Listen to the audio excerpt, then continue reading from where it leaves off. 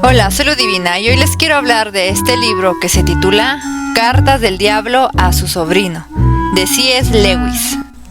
Esta es una obra maestra clásica de la sátira, que nos va a desarrollar una astuta representación de la vida y las debilidades humanas, desde el punto de vista de nuestro personaje principal, que es Escrutopo, un viejo diablo, y su sobrino Orugario, un novato demonio encargado de asegurarse de la condenación de un joven hombre. Entonces, este libro, Cartas del Diablo a su sobrino, es la historia que nos habla acerca de la tentación y el triunfo sobre ella.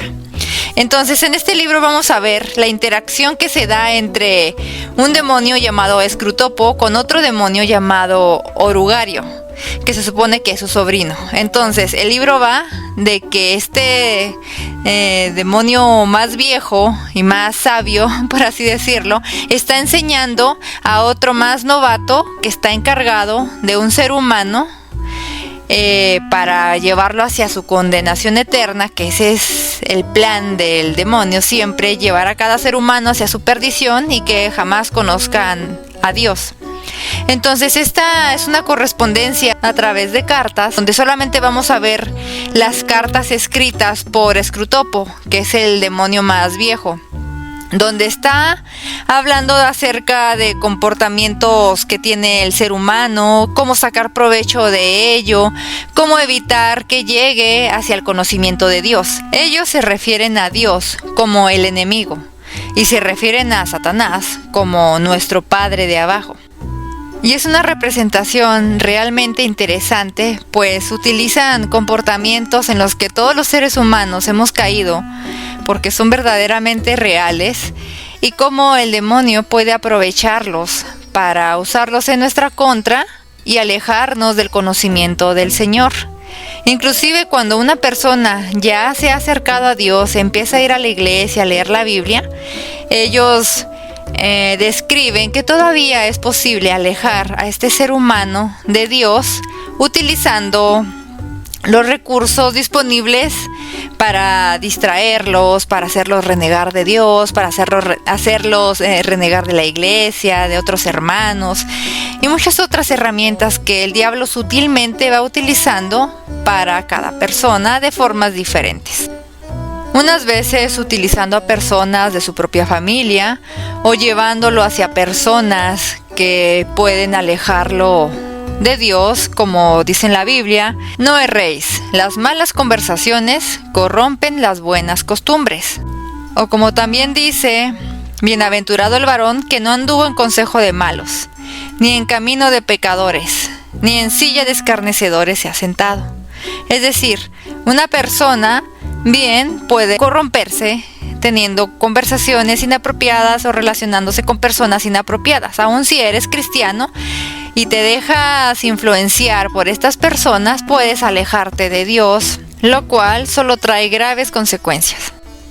Podría ser que tal vez el título y el tema que trata este libro te suene incómodo, porque realmente tendrías que estarte poniendo en la posición de pensar como lo haría el diablo. Sin embargo, es solamente una historia, pero bien nos dirige hacia actitudes y formas de pensar que nosotros muchas veces permitimos en nuestra vida y que son permisivas o dan permiso pues al enemigo para utilizarlas en contra de nosotros y alejarnos del camino de Dios. Entonces, bueno, les quiero leer algunas partes de este libro para que ustedes se hagan una opinión. En el capítulo 1 dice: mi querido Orugario, tomo nota de lo que dices acerca de orientar las lecturas de tu paciente, que ellos así se refieren a los humanos a los que están asignados, paciente, y de ocuparte de que vea muy a menudo a su amigo materialista. Pero, ¿no estarás pecando de ingenuo? Parece como si creyeses que los razonamientos son el mejor medio de librarle de las garras del enemigo. Si hubiese vivido hace unos pocos siglos, es posible que sí. En aquella época los hombres todavía sabían bastante bien cuándo estaba probada una cosa y cuándo no lo estaba, y una vez demostrada la creían de verdad.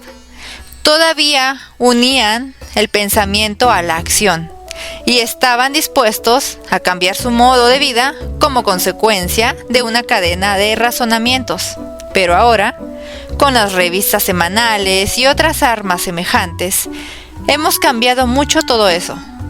Tu hombre se ha acostumbrado, desde que era un muchacho, a tener dentro de su cabeza, bailoteando juntas, una docena de filosofías incompatibles.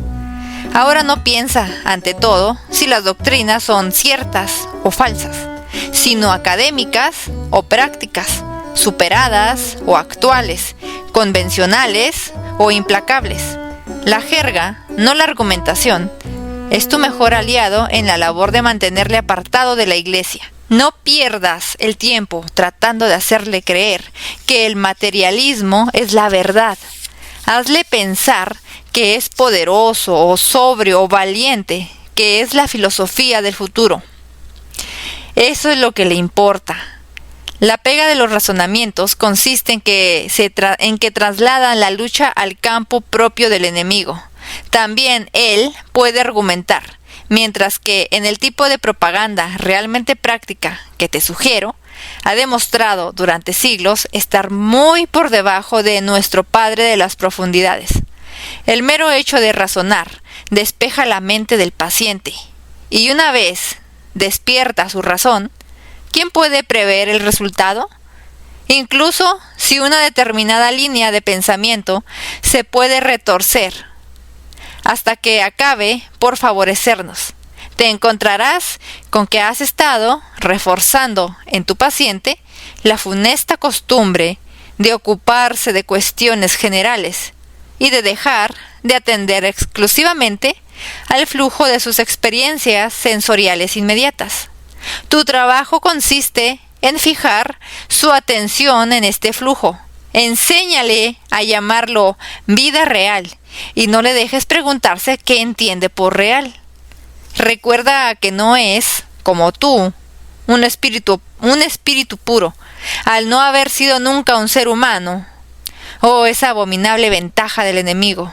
No te puedes hacer idea de hasta qué punto son esclavos de lo ordinario. Tuve una vez un paciente, ateo, convencido, que solía leer en la biblioteca del Museo Británico. Un día, mientras estaba leyendo, vi que sus pensamientos empezaban a tomar el mal camino.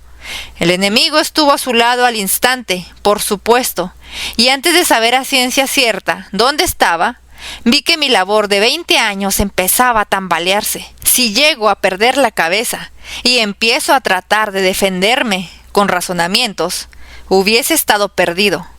Pero no fui tan necio. Dirigí mi ataque inmediatamente a aquella parte del hombre que había llegado a controlar mejor, y le sugerí que ya era hora de comer. Presumiblemente, ¿sabes que nunca se puede oír exactamente lo que les dice? El enemigo contraatacó diciendo que aquello era mucho más importante que la comida. Por lo menos, creo yo que esa debía ser la línea de su argumentación. Porque cuando yo dije, exacto, de hecho, demasiado importante como para abordarlo a última hora de la mañana, la cara del paciente se iluminó perceptiblemente, y cuando pude agregar, mucho mejor volver después del almuerzo y estudiarlo a fondo con la mente despejada. Iba ya camino de la puerta. Una vez en la calle, la batalla estaba ganada. Le hice ver un vendedor de periódicos que anunciaba la edición del mediodía y un autobús número 73 que pasaba por ahí. Y antes de que hubiese llegado al pie de la escalinata, ya le había inculcado la convicción indestructible de que, a pesar de que cualquier idea rara que pudiera pasársele por la cabeza a un hombre encerrado a solas con sus libros, una sana dosis de vida real, con lo que se refería al autobús y al vendedor de periódicos, era suficiente para demostrar que ese tipo de cosas no pueden ser verdad. Sabía que se había salvado por los pelos, y años después solía hablar de ese confuso sentido de la realidad, que es la última protección contra las aberraciones de la mera lógica. Ahora está a salvo en la casa de nuestro Padre. ¿Empiezas a coger la idea? Gracias a ciertos procesos que pusimos en marcha en su interior hace siglos, les resulta totalmente imposible creer en lo extraordinario mientras tienen algo conocido a la vista. No dejes de insistir acerca de la normalidad de las cosas. Sobre todo, no intentes utilizar la ciencia, quiero decir la ciencia de verdad, como defensa contra el cristianismo, porque con toda seguridad le incitarán a pensar en realidades que no puede tocar ni ver. Se han dado casos lamentables entre los físicos modernos, y si ha de juguetear con las ciencias, que se limite a la economía y a la sociología. No le dejes alejarse de la invaluable vida real, pero lo mejor es no dejarle leer libros científicos, sino darle la sensación general de que sabe todo, y que todo lo que haya pescado en conversaciones o lecturas es el resultado de las últimas investigaciones. Acuérdate de que estás ahí para embarullarle. Por cómo habláis algunos demonios jóvenes, cualquiera creería que nuestro trabajo consiste en enseñar. Tu cariñoso tío, Scrutopo. En el capítulo número 2, Scrutopo está regañando a su sobrino, pues le dice: veo con verdadero disgusto que tu paciente se ha hecho cristiano. No te permitas la vana esperanza de que vas a conseguir librarte del castigo acostumbrado. De hecho, confío en que en tus mejores momentos ni siquiera querrías eludirlo. Mientras tanto, tenemos que hacer lo que podamos en vista de la situación. No hay que desesperar. Cientos de esos conversos adultos, tras una breve temporada en el campo del enemigo, han sido reclamados y están ahora con nosotros. Todos los hábitos del paciente, tanto mentales como corporales, están todavía de nuestra parte. En la actualidad, la misma Iglesia es uno de nuestros grandes aliados. No me interpretes mal, no me refiero a la Iglesia de raíces eternas, que vemos extenderse en el tiempo y en el espacio, temible como un ejército con las banderas desplegadas y ondeando al viento. Confieso que es un espectáculo que llena de inquietud incluso a nuestros más audaces tentadores. Pero, por fortuna, se trata de un espectáculo completamente invisible para esos humanos. Todo lo que puede ver tu paciente es el edificio a medio construir, en estilo gótico de imitación, que se erige en el nuevo solar.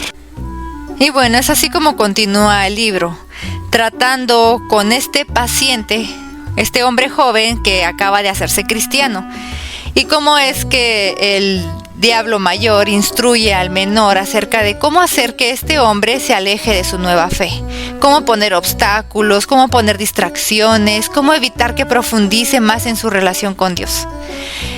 Y bueno, nos está hablando de muchos comportamientos que todos hemos llegado a tener, cómo es fácil a veces que nos dejemos manipular por el diablo cuando, sin nosotros darnos cuenta, empezamos a desarrollar pensamientos que permitimos que él ponga en nuestra mente y comenzamos a comportarnos de acuerdo a esos pensamientos, en lugar de echarlos fuera con la palabra de Dios y hacer uso de la armadura de Dios como nos dice en la Biblia, y que estemos firmes y que nos pongamos toda la armadura de Dios, y que la única forma de que el diablo se aleje de nosotros es permaneciendo en la palabra de Dios, estando firmes en la palabra de Dios. Y bueno, todo este libro es muy interesante, es una exploración psicológica y de muchos aspectos humanos que podemos ver que son muy bien aprovechados por estos demonios. Así que los invito a leer todo el libro. Gracias.